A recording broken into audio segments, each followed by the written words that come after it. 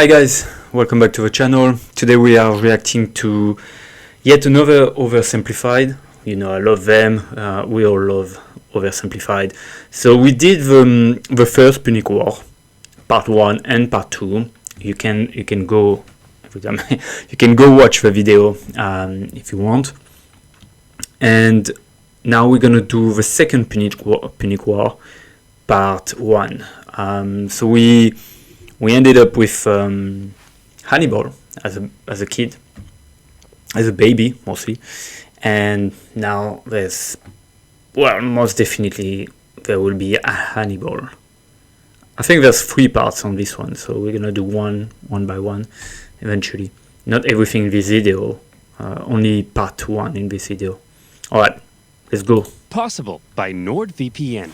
Click the link below and get an exclusive deal with 4 extra months. Also, check out the merch store for some new character pins, the last remaining bucket plushies, and even So that's a Hannibal. calendar. And I'm not done yet. We've partnered with U2s to bring you an exclusive oversimplified Roman consul figure. Get it while you can at oversimplified.u2s.com. But it's limited edition, so once it's gone, it's gone. So go and buy it now. Hey, what are you still doing here? Sure, I said how go buy would I now. buy it? How would I bought it? Carthage. All right, our beloved mercenaries. Let's hear it.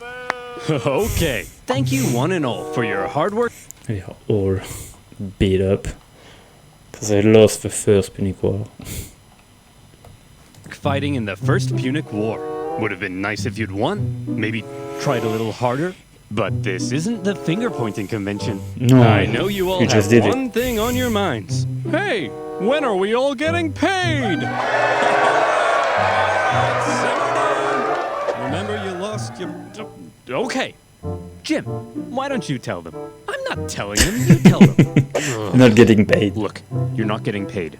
What? We lost the first Punic War and owe the Romans a ton of reparations. Of course we can't pay you in full. Let's burn this place to the ground! Hey, hey! Don't burn this place to the ground.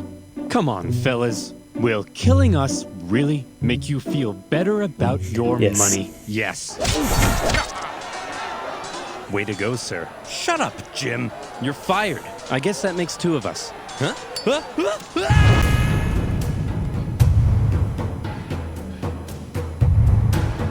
In the So we're gonna see the aftermath crossing of first the Punic Alps. War, Carthage's disgruntled mercenaries, left unpaid for all their hard work, revolted, and Carthage found itself caught up in an extremely destructive mercenary war.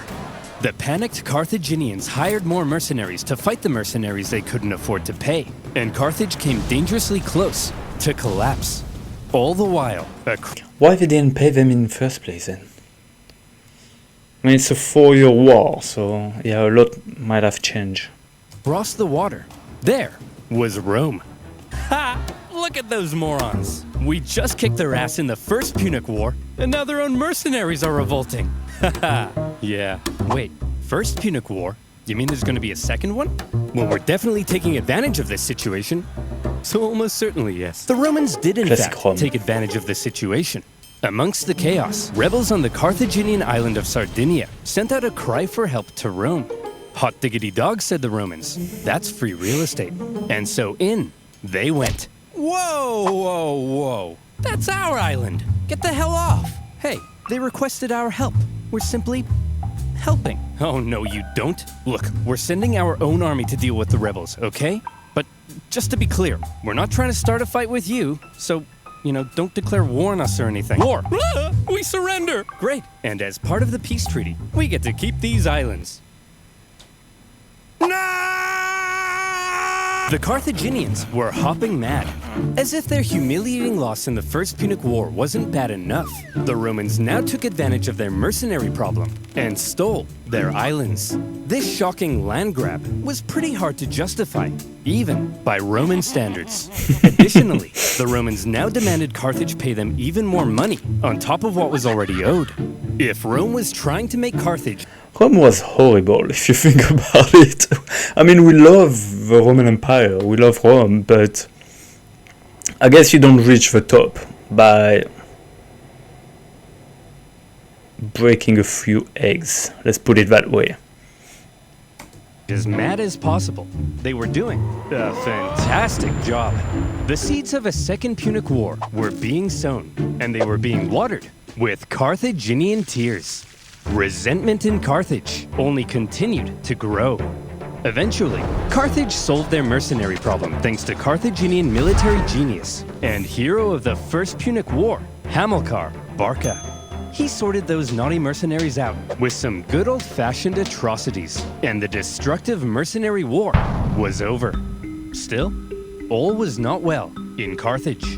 Mere decades ago, they were the top dogs in the Western Mediterranean. Now, after the crushing defeat in the First Punic War and a huge bill to pay the Romans, Not even a great starting point. No money, no problem. Does anyone knows a good finance podcast? Just stop being poor. Like FTX, but worse. Carthage was well and truly under Rome's thumb. What on earth were they supposed to do? If they wanted any chance at regaining their former strength, there was one thing they needed now, more than anything: money.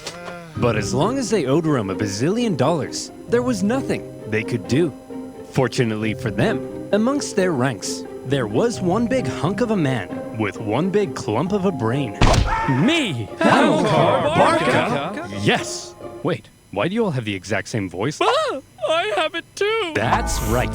Hero of the First Punic War, greatest general alive, and the poster above my bed. Hamilcar Barca had an idea. All right, we need money? Well, I've got one word for you. Spain. An area filled with lucrative silver mines, from which the silver would flow like a river, and our pockets would be stuffed, like Tony's mother at a buffet. Hey! So here's my proposal. What the hell? You send me with an army to Spain. I'll expand our territory, get those silver mines up and running, and we'll be able to pay the Romans back in no time. And then the Romans will take those mines and get filthy rich from it. Okay, but just to check, you're not secretly raising the money to go on a bloodthirsty revenge spree against Rome, are you? Because we can't afford that. Hanno, my dear, I'm simply going to pay them. Well, that wasn't reassuring. Few in Carthage were as bitter about their loss in the First Punic War as Hamilcar Barca. 98% of his brain matter had been reallocated to thoughts of revenge. He was also fed up with the Carthaginian politicians for what he deemed a cowardly betrayal when they surrendered at the end of the last war. And so for Hamilcar, going to Spain meant being able to act independently from the weak Carthaginian government, building his own strength, and then perhaps somewhere down the line, revenge. However, he wasn't going to Spain by himself. Hannibal? Yes, father? Would you like to come with me to build an empire in Spain? Oh boy, would I! Barbara, mind if I take our 9-year-old son with me? I want to implant an intense hatred of Rome in him and prepare him for a glorious campaign of vengeance. Just try not to traumatize him, dear. No promises. The young boy Hannibal would accompany his father, watching, learning. Boy, you see that city over there? Yes, father? That is Rome. Do you know what we do to Romans? No, father. We hate them, Hannibal. We hate them with every fiber of our being. But why, father? Can't I just play with my Digimons? No, son! They took everything from us. Our land, our wealth, our pride. Those animals. I'll tear them limb from limb. I'll burn their pathetic city to the ground. Dad? I'm sorry, son. I've just never been so proud. Keep going. I'll slaughter their people. I'll cut off their faces and wear them as masks. I love you, son. After taking Hannibal to the Temple of Baal and having him swear an oath never to be a friend of Rome, off dad and son went for their lovely beach holiday in Spain. But Spain... This reminds me of the video which reacted, this rap music about Hannibal against all Roman empires. I'm gonna put the link there. I hope I won't forget. So you can have a look. It's a nice rap. It's funny. was already inhabited by many tribespeople. And when Hamilcar Who suddenly cares? showed up in their territory, they were like, "Hey, who the hell are you? What are you doing here? I'm teaching my son how to become a warrior like me." Aw, well that's sweet. Well then, little guy, let's see what you got. Good boy. As Hamilcar got to work fighting the tribes of Iberia and expanding Carthaginian influence, Hannibal became a child of war, even earning battle scars from a young age. We can see that the horse is still seems dumb with those eyes. And he grew to become a great military leader himself, making his father very proud. "I love you so much, son." "Dad, not in front of the enemy." "You killed that guy so well, son." The Barcas successfully consolidated Carthaginian power, got those silver mines up and running, and were sending buckets of cash back to a money-starved Carthage. And symbolizing Carthage's regrowing strength, a beautiful new city would eventually be founded in Spain. New Carthage, with a magnificent palace at its center. Look at the elephant. Carthage is back, baby! What in the name of Apollo is going on here? Ah, Romans! Flowing silver mines? Dancing elephants? What are you up to, Hamilcar? I'm simply gathering the money to pay you back. Oh, okay then. Or are you rebuilding strength to go on a bloodthirsty revenge spree? Like I said, Claudius, I'm simply trying to pay you back. Aw, you guys are hugging. No, we're not. I was hugging. Hamilcar had practically carved out a kingdom for himself in Spain, free from the meddling Carthaginian politicians. His power was becoming immense, but They're not gonna like it in Carthage. They're not gonna like it. It's always like that. Dad, yes, my son? I'm confused. Are we really simply paying the Romans back? We're not gonna go on a bloodthirsty revenge spree? Of course we are. I'm just saying that to get the Romans off our backs. Listen, here's the most important life lesson I have for you. Vengeance is everything. An all-encompassing thirst for vengeance is great for your mental health. Are you still confused? No, I get it now. But what if the Romans find out what we're up to? They won't find out. Why? Well, Hannibal? NordVPN. Because I use NordVPN. Here we go. I'm confused again. Do you like your who drains your VPN? These days, hack phishing attack party on your device. VPN allows you to connect with their threat protection advantage of better deals or 30-day money back to get an exclusive make deal it. with a huge discount. Oversimplified. And as always, you'll be supporting my channel. So thank you. You're Now, welcome. where were we? Oh yeah. Carthaginian tears, a child of war, and the Carthaginian conquest of Spain. The Carthaginian recovery had been staggeringly quick, and Rome was seriously alarmed. But they were also preoccupied with ongoing wars elsewhere, including an expansionist war to the north, where they were enslaving thousands of northern Celts. So for now, to keep Carthage in check, the Romans insisted on a new treaty. See this river? The two sides agreed that everything above it was in Rome's sphere of influence, while beneath it was Carthage. Under no circumstances were the Carthaginians to expand north of that river. But for now, Hamilcar and son were living it up. Well, son, here's to many more years of successful 228. campaigning in Spain. Hamilcar's Now, if dying. you'll excuse me, I just have to go fight those guys. Yeah. See you later, son. Why do they have... Okay. I love you. What the? Oh, crap. I drowned? Oh, well. Always remember, son. You are That's Mufasa. vengeance. Also, delete my browsing history. Hamilcar Barca was tragically ambushed at a Oh, it's nice, nice painting.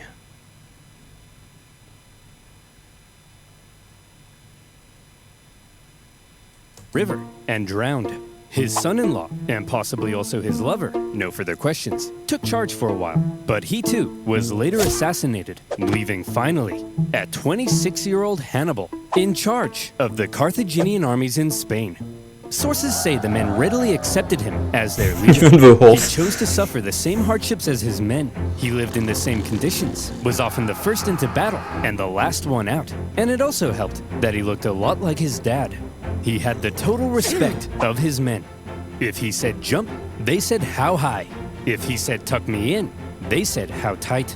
If he said talk to a girl without peeing your pants, they said that's impossible. Nobody can do that.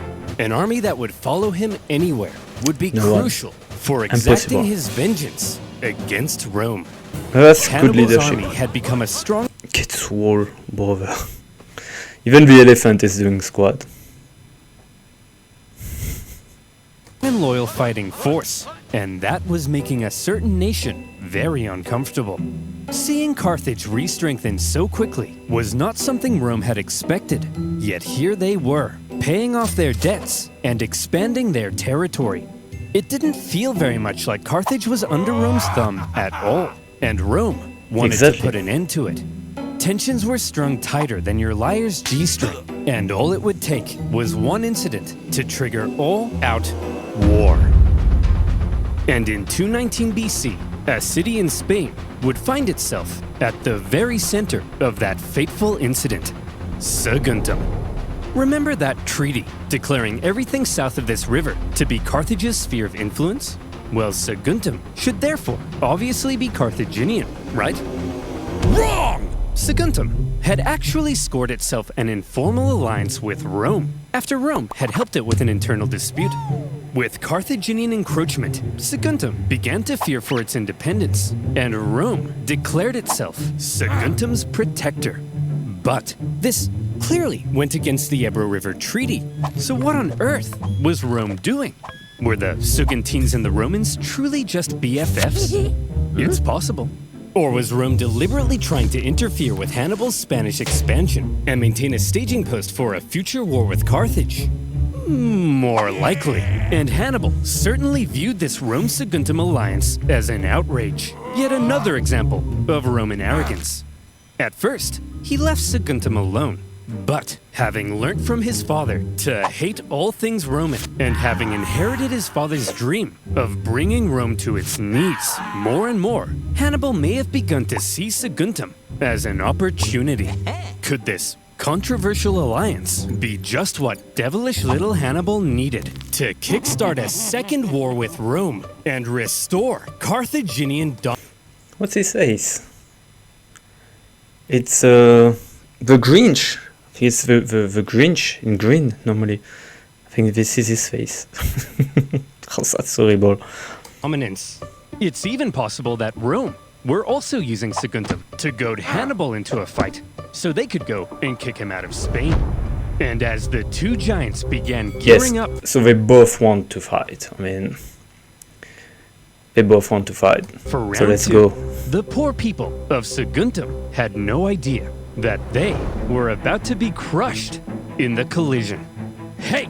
Your alliance with Saguntum is an insult, and we won't stand for it. They're our friends, Hannibal, and if you lay a finger on them, it'll be an act of war. Yeah, Hannibal, back the hell off. War, eh? I was thinking I might just besiege their city and massacre their people. I hope you do, Hannibal. Find out what happens. Yeah, we hope you do, Hannibal. Wait, what? Maybe I will. Go ahead. Kill them all. Okay then. Fine. Okay, guess I'll do just that. Consul, we look forward to it. Consul? You're gonna protect us though, right, Consul? Consul!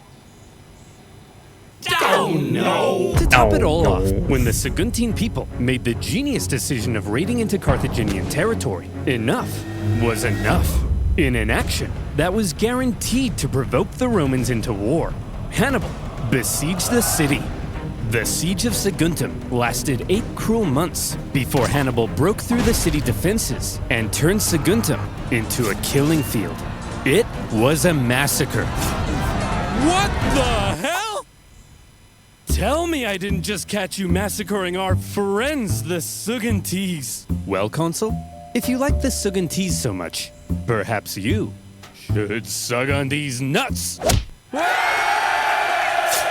Hearing word of the attack on Saguntum, Rome was understandably in an uproar, and all eyes were now fixated on what would happen next, as Rome sent a delegation to Carthage, led by one of the most highly esteemed Roman senators, Fabius Maximus. He demanded an answer for Hannibal's sins. All right, listen up, scum. You've got a rogue general in... I think this is the man that later on will frustrate Hannibal with the Fabian strategy. So basically avoiding direct confrontation with Hannibal. I think it's him. Spain attacking a Roman ally. What are we supposed to do about it? Well, there shouldn't have even been a Roman ally in Spain. You're the aggressor here. Hand Hannibal over to us as a criminal so we can punish him severely. No, yes, no, yes. No. Look, I hold in the folds of my toga both peace and war. Which one should I let drop? Whichever one you want. Then I choose war!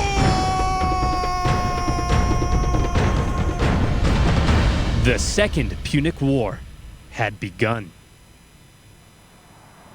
Pack it up, boy! Can you imagine the scene? Imagine if you witness this. Like, it's a historic moment if you think about it.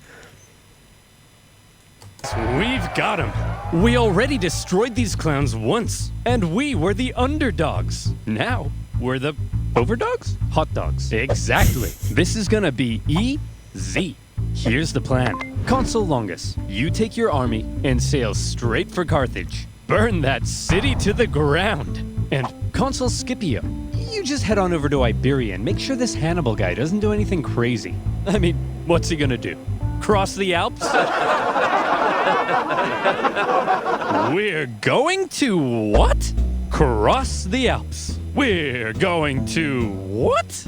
I just told you, Hannibal will freeze to death. Trust me, Jerome. The Romans are expecting us to fight the same way we did last time, passively, taking no initiative. They think it's gonna be easy. So this time, we have to be aggressive. We have to go on the attack. It sickens me to say this, but this time, we have to be a little more Roman. You mean we're gonna take poops and baths together? But I'm insecure about my hairy legs. No, I'm saying this time, we're gonna take the fight to them. Think about it. Rome thinks they're simply going to invade us and win the war. So when they suddenly find themselves being invaded from the north, they'll freak out. Like Tony's mother, when the buffet runs out of shrimp. Hey! I gotta admit, it's actually kind of genius. And my hairy legs will insulate me from the cold. That's the spirit. Hannibal, you have my sword, and my spear, and my legs. Ugh. Hannibal's plan, a daring alpine trek to surprise the Romans, was a bold but risky strategy. If it paid off, he could catch the Romans with their pants down, but he could also end up losing a ton of men and supplies in the hostile mountain conditions. Nevertheless, in 218 BC, with a fire in his eyes and some vengeance in his belly, Hannibal brought his force of almost 100,000 men across the Ebro River. They spent months on the road, trekking through the cold, hostile mountain conditions. And when they finally reached the other side, they said, "Hooray!" 100,000 men is a lot. It's really a lot. I mean, if you look at the army size of medieval armies, it's way smaller. Antiquities saw a lot of big armies. Hey, we did it! We crossed the Alps. No, those were the Pyrenees. Yeah, those are the Alps. I was about to say you have to pass the Pyrenees first. Wait, is there a goat over there? What is this?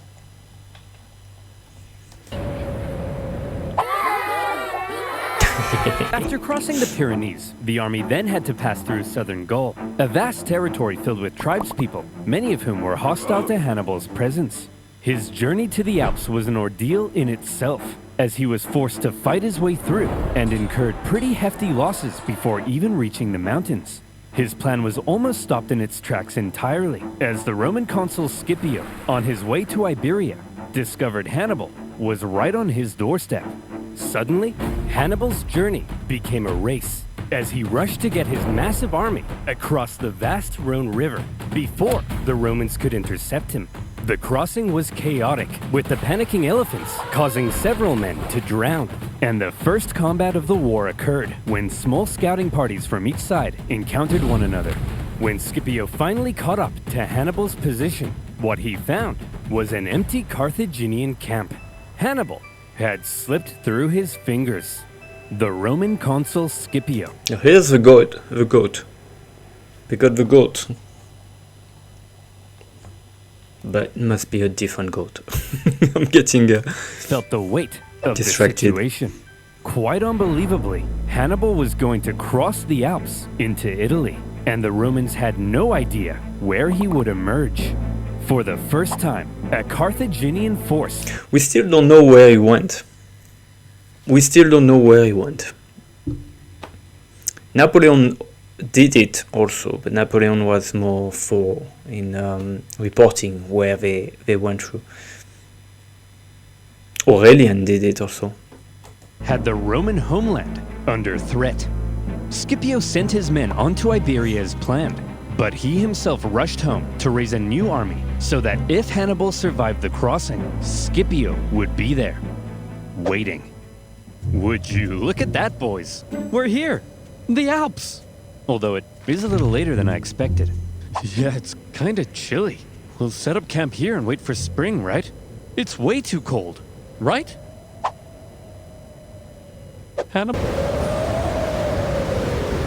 Hannibal's famous crossing of the Alps was brutal. It was already autumn, and the men suffered terribly. It was cold. Men would fall off the sides of icy cliffs. They starved. They fell off the sides of icy cliffs. Some sources say they had to eat their pack animals and would finish off dying comrades in order to take their clothes for extra warmth. And then they would fall off the sides of icy cliffs. Imagine an army of 50,000 men with all So they lost half just to reach the Alps. of their horses, supplies, and 37 elephants trying to navigate the most hostile mountain range in Europe.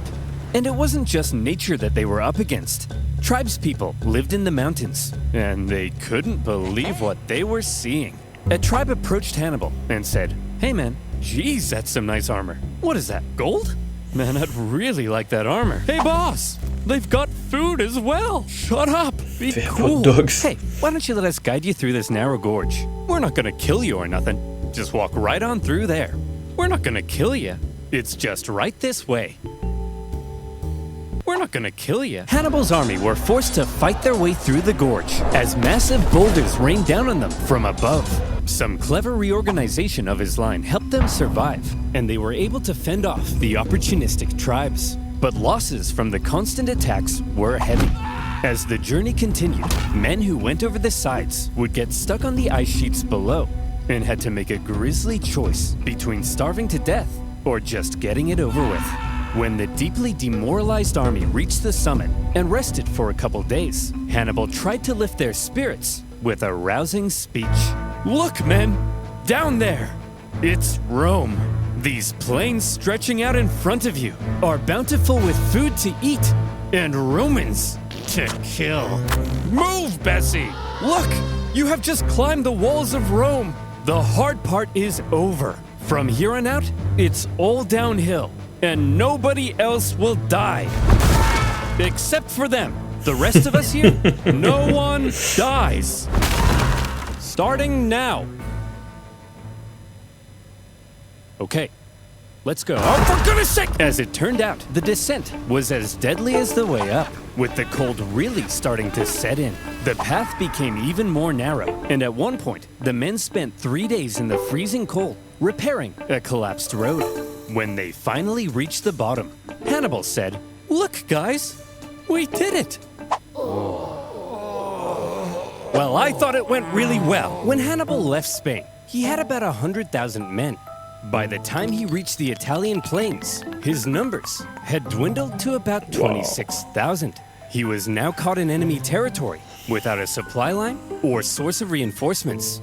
And any elephants who had survived to this point were almost certainly traumatized. So what on earth was Hannibal up to? This supposed military genius had just led a starving and weakened army right into enemy territory. Any modern general who lost half their men to mountains would be immediately fired and possibly even depantsed on live TV. Here's the thing. While Hannibal may not have planned on losing quite so many men, he had almost certainly expected considerable losses, and he always had a plan for how to replace them. Need men? Northern Italy was full of men. Big, burly Celtic men. All the men Hannibal would ever need to beat off Rome. These Celts were filled with resentment, having only recently been conquered by Rome. Hannibal hoped to be seen as a liberator, convince the Celts to cut ties with Rome, and instead join him in crushing Rome. That way, he could gain a source of reinforcements and supplies right in Rome's backyard. But sir, in order to win the loyalty of the Celts, we would need to make a seriously favorable impression on them. How do we get them to like us? Kill them. One of Hannibal's first actions in Italy was to obliterate a nearby tribe who wouldn't join him. This sent a clear message to all the other tribes. It was his wrath they should fear, not Rome's. The realization that a Carthaginian army had just invaded them must have been shocking for the Romans. But when they looked at this ragtag group broken by the Alps, they couldn't have felt very intimidated. However, Hannibal was now in Italy, and he was about to embark on one of the most astonishing Hannibal is at the military gate. campaigns in all of human history. The Romans may not have known it yet. Oh yeah, you have probably Alexander the Great in Persia. You have, later on, you're gonna have Julius Caesar in Gaul. Napoleon Bonaparte also in Italy. I mean, almost every time he attacked, besides Spain and Russia. And yes, you do have Hannibal Barca. You don't have a lot like that. But there was now a monster loose in their territory, and he was vying for Roman blood. Alright, that was nice. We're gonna do part 2 soon. Thank you for watching. Leave a comment. Tell me how it is. What do you think about it? And yeah, once again, thank you for watching. Have a good day.